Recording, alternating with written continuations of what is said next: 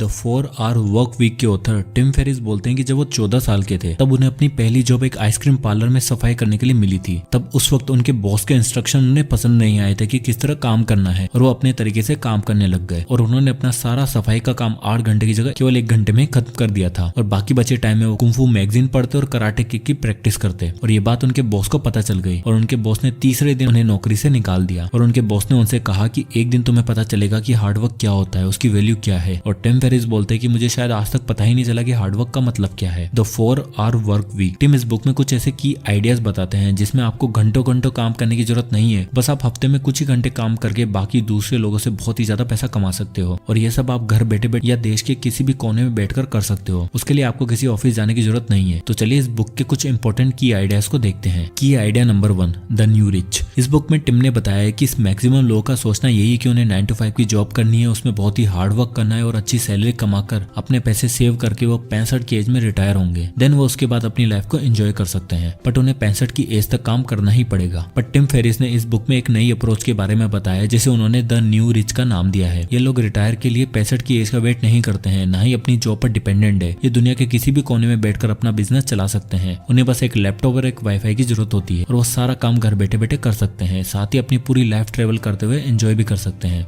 जब 2006 और 7 में ये बुक लिखी गई थी तब ये आइडिया कुछ लोगों को समझ में नहीं आया था क्योंकि उस टाइम पर टेक्नोलॉजी इतनी नहीं थी, बट आज के टाइम पर इंटरनेट की वजह से आपके पास बहुत सारे ऐसे रिसोर्सेज हैं जिसमें आप घर बैठे आराम से अपना बिजनेस चला सकते हो। एक और वर्ड जिसका यूज टिम फेरिस ने अपनी बुक में किया है वो है मिनी रिटायरमेंट। मिनी रिटायरमेंट का मतलब है रिटायरमेंट के लिए 60-65 की एज का वेट नहीं करना। आप अपने काम के साथ साथ ही बीच बीच में टाइम निकालकर अपनी लाइफ को एंजॉय कर सकते हो। टिम फेरिस बोलते हैं कि वो हर 2 महीने के काम के बाद 1 महीने का ब्रेक लेते थे और नए नए लोकेशन पर घूमने जाते थे और दुनिया को एक्सप्लोर करते थे क्योंकि उनका बिजनेस उनके बिना ही चलता रहता था। की idea number 2, absolute income versus relative income. Generally हम वेल्थ को पैसों से नापते हैं। अगर कोई इंसान ज्यादा पैसा कमाता है तो हम उसे ज्यादा अमीर मानते हैं, बट ये पूरी तरह सच नहीं है। उसके अलावा भी कई फैक्टर्स हैं जो इस पर काम करते हैं क्योंकि आज के टाइम पर केवल पैसा होना ही आपको अमीर नहीं बनाता है। आपके पास कितना टाइम है, कितनी फ्रीडम है, ये चीज आपको अमीर बनाती है। चलिए इसे एक एग्जांपल के थ्रू समझते हैं। 2 आदमी, एक का नाम है बंटी और दूसरा का नाम है सनी। बंटी एक बहुत ही बड़ी कंपनी में काम करता है, उसकी सैलरी 1 लाख पर मंथ है, जबकि दूसरी तरफ सनी एक ऑनलाइन बिजनेस चलाता है जिससे वो हर महीने 75,000 रुपए कमाता है। अब मैं अगर आपसे पूछूं कि दोनों में से ज्यादा अमीर कौन है तो सबका जवाब होगा कि बंटी, क्योंकि उसकी सैलरी सनी से ज्यादा है। बट अभी तक ये इसलिए है क्योंकि हम उनकी इनकम को एब्सोल्यूट इनकम की तरह देख रहे हैं। बट अगर हम उनकी रिलेटिव इनकम कंपेयर करें तो बंटी हफ्ते के 40 घंटे काम करता है, दूसरी तरफ सनी हफ्ते के केवल 15 घंटे काम करता है। तो बंटी हर घंटे के 625 रुपए कमाता है और सनी हर घंटे के 1250 रुपए, यानी कि सनी बंटी से जस्ट दुगना पैसा कमाता है। अब बताइए कौन ज्यादा कमाता है? क्योंकि बंटी हफ्ते में बहुत काम करता है तो उसके पास ज्यादा टाइम भी नहीं बचता है कुछ और करने का, और वहीं दूसरी तरफ सनी के पास काफी ज्यादा टाइम बचता है जिससे वो अपनी स्किल पर काम करता रहता है और अपने बिजनेस को ग्रो करने पर ध्यान देता है। इसलिए अगर रिलेटिवली देखा जाए तो सनी बंटी से कहीं ज्यादा अमीर है क्योंकि सनी के पास बंटी से हर हफ्ते 25 घंटे ज्यादा है। अभी तक हमने इस कॉन्सेप्ट को टाइम के बेस पर कंपेयर किया है। अगर हम इन दोनों की कंपैरिजन प्लेस के बेसिस पर करें, जहाँ पर बंटी एक बड़े शहर में रहता है क्योंकि उसका ऑफिस बड़ी सिटी में है, उसके वहां पर खर्चे भी ज्यादा है और उसे ऑफिस के लिए रोज आना जाना भी पड़ता है, उसमें भी उसका पेट्रोल खर्च होता है। जबकि दूसरी तरफ सनी अपना काम ऑनलाइन करता है तो पूरी दुनिया में कहीं भी रहकर अपना काम कर सकता है। और सनी पैसा डॉलर में कमाता है और खर्च रुपयों में करता है, जबकि बंटी कमाता रुपयों में है और खर्च भी रुपयों में ही करता है। तो बंटी के पास ज्यादा सेव करने के लिए रहता नहीं है। तो जितना पैसे में बंटी एक बार अच्छे रेस्टोरेंट में जाकर खाना खा सकता है, वहीं सनी उसी रेस्टोरेंट में जाकर 3 बार खाना खा सकता है। इसी तरह बंटी कमाता तो ज्यादा है बट उससे ज्यादा अमीर सनी है। सनी न केवल सेव ज्यादा करता है बल्कि वो टाइम टाइम पर पूरी दुनिया में भी घूमता है और वहां जाकर भी पैसा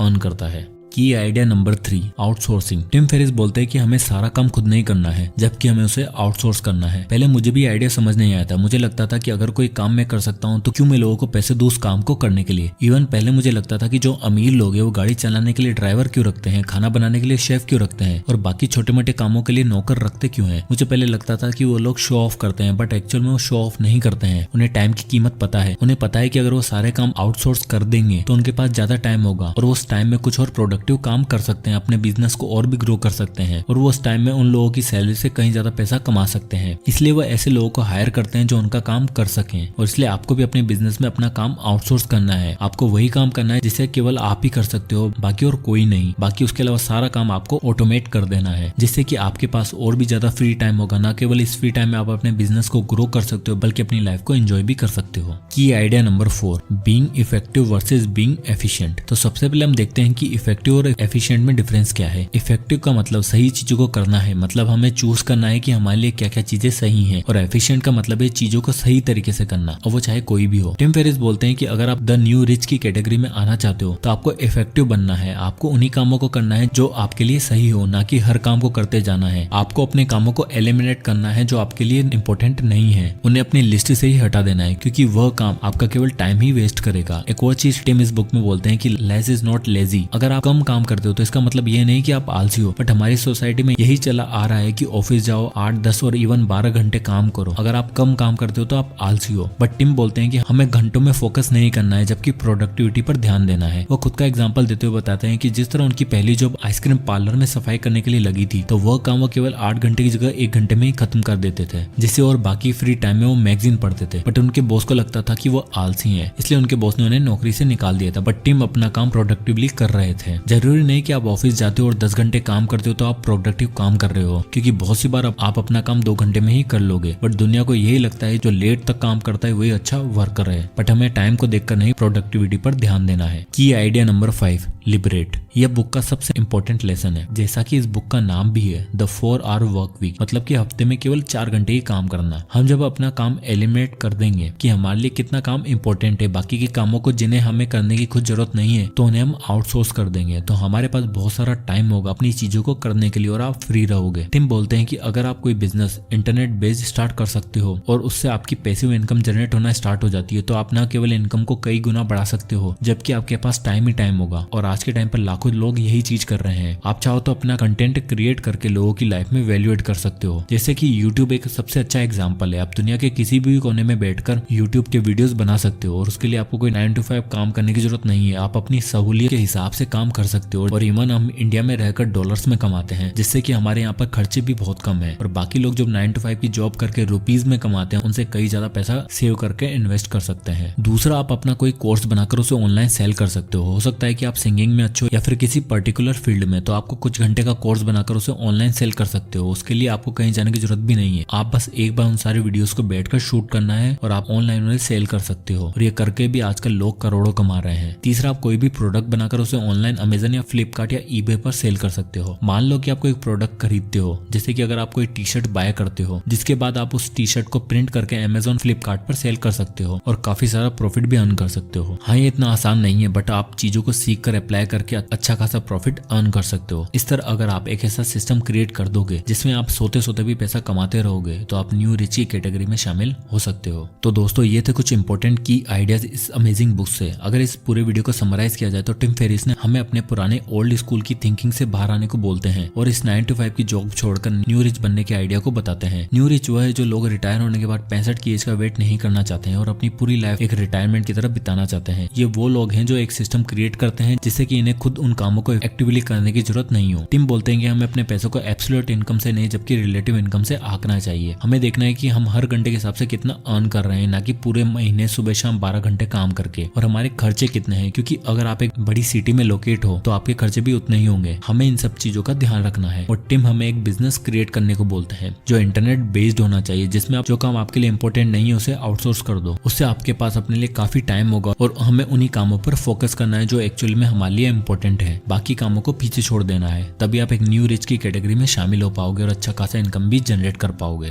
सो दोस्तों, आई होप की वीडियो आपको पसंद आया होगा, तो इसे लाइक करें और ज्यादा से ज्यादा लोगों तक शेयर करें। और इसी तरह के वीडियोस के लिए चैनल को सब्सक्राइब करना ना भूलें। और किसी बुक या टॉपिक पर अगर आप वीडियो चाहते हैं तो हमें कमेंट बॉक्स में कमेंट करके जरूर बताइएगा। तो मिलते हैं नेक्स्ट वीडियो में, तब तक के लिए जय हिंद।